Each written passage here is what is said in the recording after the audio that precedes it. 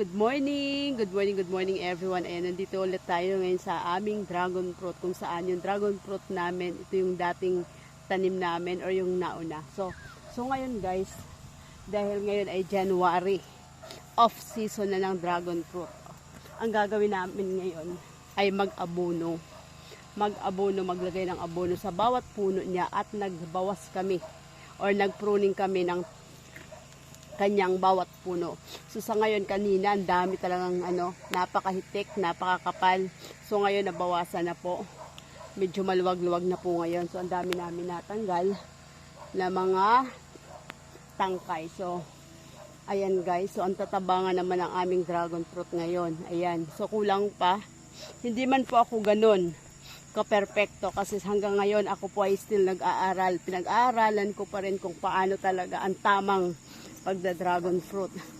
Pero sa ngayon, medyo malinis na tingnan. Napakaganda na tingnan para sa akin ha. Tingnan nyo naman guys ang aming dragon fruit oh. Talagang napakataba. So natanggalan na nga po natin ng ibang tangkay. Ang tinanggal po natin dito guys, ito yung tangkay na kung saan nabungahan na o yung napagbungahan na last season. So tinanggal natin kasi ang patutubuin naman natin yung mga bagong tangkay kung saan doon na naman sila mamumunga sa mga bagong tangkay. Ganun pala yun guys. So yan, katulad nito. So ito ngayon ang mga bagong tangkay. Ito naman sila yung bababa para sila ay mamunga. Tinanggal na natin yung mga luma. Yan. Tapos mamaya-maya ng konti, nandito na. Actually, nandito na yung ipot. Nandito na yung ipot tsaka yung gusot. Hahaluin natin ang gusot, ipot, tapos yung mga tawag na ito, yung bulok na saging, dahon ng balat ng saging at tsaka yung durog na eggshells or balat ng itlog. Pinaghalo-halo natin, yun ang ilalagay nating abono dito. Yun ang aking ilalagay dito para pampatamis.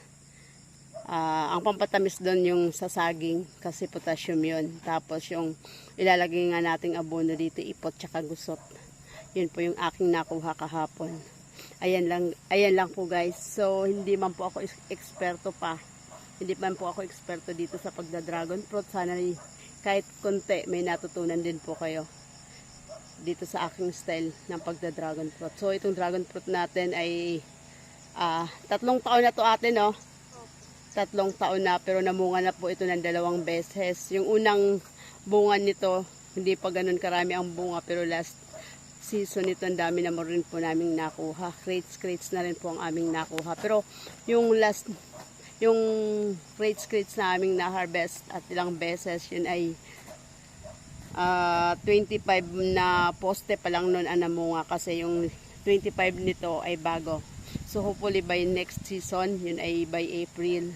So halos 50 puno na to or poste na to na mamumunga. Yan.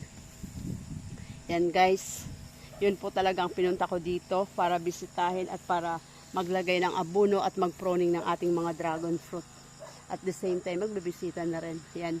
Yan lang po guys. Maraming salamat and God bless everyone. Bye-bye.